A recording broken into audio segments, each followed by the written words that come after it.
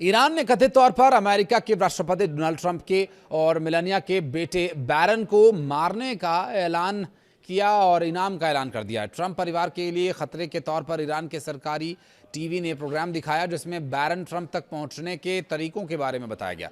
साथ ही उनकी हत्या करने वाले $10 मिलियन यानी करीब 95 करोड़ भारतीय रुपयों का ऐलान कर दिया गया है। और यह दावा ऐसे समय में किया गया जब अमेरिका ने ईरान पर नए आर्थिक प्रतिबंध लगाए हैं और इससे दोनों देशों में तनाव बढ़ गया है। दरअसल IRGC से जुड़े मीडिया की ओर से ईरानी सरकारी टीवी चैनल 3 पर दिखाए गए वीडियो में यह बताया गया कि बैरन ट्रंप को कहां और कैसे मारे।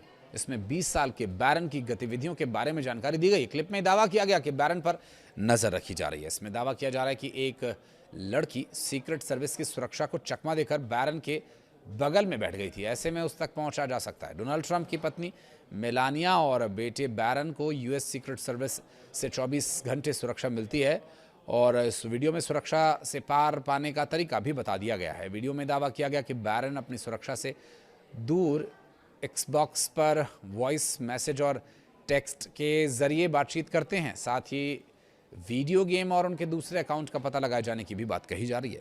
ईरान के सरकारी टेलीविजन ने बीते महीने एक वीडियो जारी किया था जिसमें अमेरिकी फर्स्ट लेडी मेलानिया के बारे में बताया गया कि कैसे उनको मारा जा सकता है। उस वीडियो में ट्रंप की पत्नी मेलानिया के बारे में जानकारी दी गई थी। वीडियो में आखिर में कहा गया था कि बैरन ट्रंप, हमारा इंतजार करो, तुम्हारी बारी आ रही है। इसके बाद अब बैरन से जुड़ा वीडियो जारी किया गया है और अमेरिका ने बड़े पैमाने पर ईरान के खिलाफ आर्थिक प्रतिबंधों को लेकर ऐलान कर दिया। डोनाल्ड ट्रंप के ट्रेजरी सेक्रेटरी स्कॉट बेसेंट ने यही कहा कि ये अमेरिका का ईरान के खिलाफ अब तक का सबसे बड़ा आर्थिक अभियान है और इस अभियान का मकसद ईरान के आर्थिक संसाधनों और वित्तीय रास्तों को बंद कर उसे आर्थिक रूप से पूरी तरह से अलग थलग कर देने का है। बेसेंट ने कहा कि अभियान का उद्देश्य उन सभी आर्थिक रास्तों को बंद करना है जो ईरानी सरकार को सहारा दे रहे हैं। इससे तेहरान आर्थिक रूप से अलग थलग पड़ जाएगा। ईरान के सर्वोच्च राष्ट्रीय सुरक्षा परिषद के सचिव मोहसिन रेजाई ने ऐलान किया कि ये हुआ तो फिर एक बूंद तेल का भी निर्यात नहीं होगा।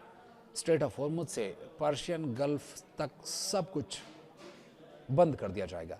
तो वहीं दूसरी तरफ अब जो भी देश, बैंक या संस्था ईरान के पैसे के लेन देन करेंगे वो मनी लॉन्ड्रिंग के मामले में उसे अमेरिका के डॉलर के सिस्टम से बेहतर किया जा सकता है। वहीं अमेरिकी वित्त मंत्री स्कॉट बेसेंट ने सोमवार को ऐलान किया कि साफ शब्दों में कहें तो इसका मतलब है कि ईरान की जो मदद करेगा वो देश अमेरिकी डॉलर का इस्तेमाल नहीं कर पाएगा।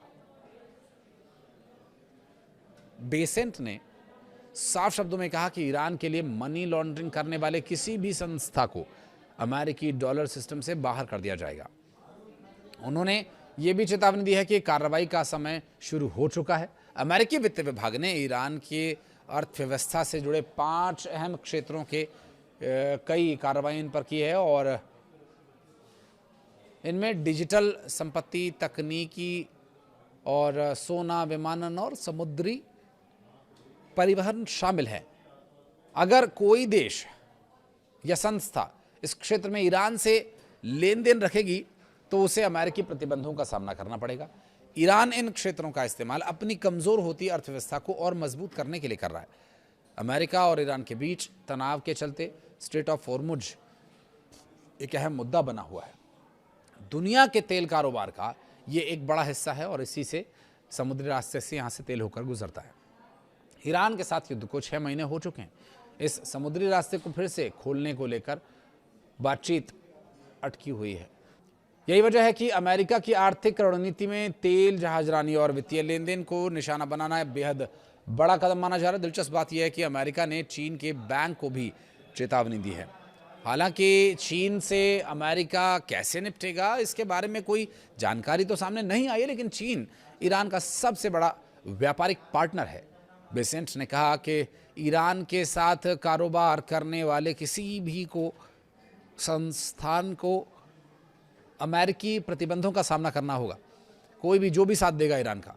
नई पाबंदियों का सिर्फ कंपनियों पर ही नहीं, अमेरिका ने साफ किया कि बड़े वित्तीय संस्थानों पर भी असर होगा और जो भी मददकर्ता पाया गया